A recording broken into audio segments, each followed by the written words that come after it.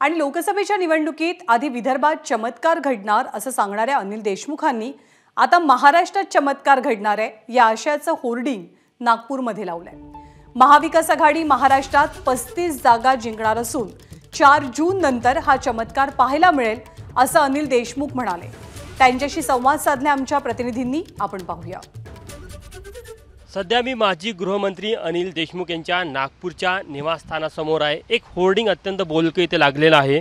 निवडणुकीचे जेव्हा 2 टप्पे झाले तेव्हा इथे जे होर्डिंग लागलं त्यावर विदर्भामध्ये चमत्कार घडणार असं त्या होर्डिंगवर मजकूर होता।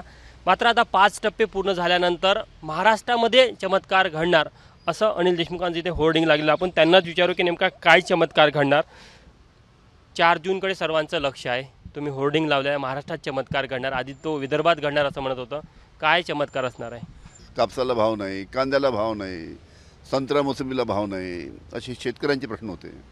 असे अनेक प्रश्न जे होते त्याच्यामुळे संपूर्ण महाराष्ट्रामध्ये भारतीय जनता पार्टीच्या विरुद्ध तीव्र नाराजी होती। ती नाराजी या लोकसभा निवडणुकीच्या निमित्तानं समोर येणार होती, आम्हाला याची कल्पना होती। त्याच्यामुळे 4 जूनला जे निकाल येणार आहे त्यामध्ये मोठ्या प्रमाणात महाविकास आघाडीचे उमेदवार निवडून येणार आहे, एक चमत्कार घडणार आहे अशा पद्धतीचं संपूर्ण महाराष्ट्रामध्ये चित्र आहे। किती जागा जिंकेल असं वाटतं तुम्हाला? अंदाज जो आहे आमचा आहे की 35च्या वरती जागा काँग्रेस, राष्ट्रवादी, शिवसेना आणि मित्रपक्ष त्यांचे यायला पाहिजे। तुम्ही चमत्कार घडणार असं म्हणता। सुनील तटकरे मध्यंतरी नाशिकमध्ये पाहायला मिळालं की तुमच्या हॉटेलला येऊन गेलेले होते।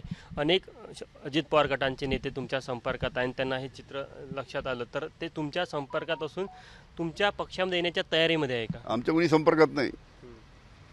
ते 4 जून नंतर बहुतेक प्रयत्न करतील, सध्या नाही आहे। 4 जूनचे निकाल आल्यानंतर बहुतेक प्रयत्न करतील, पण आमच्या पक्षाने ठरवलं आहे की जे नेते, जे कार्यकर्ते पवार साहेबांना, शरद पवार साहेबांना एका कठीण परिस्थितीमध्ये सोडून गेलेत, त्यांना पक्षात घ्यायचं नाही असं आमच्या पक्षाने ठरवलेलं आहे। तो नेता कोणी असो, अजित पवार आले तर?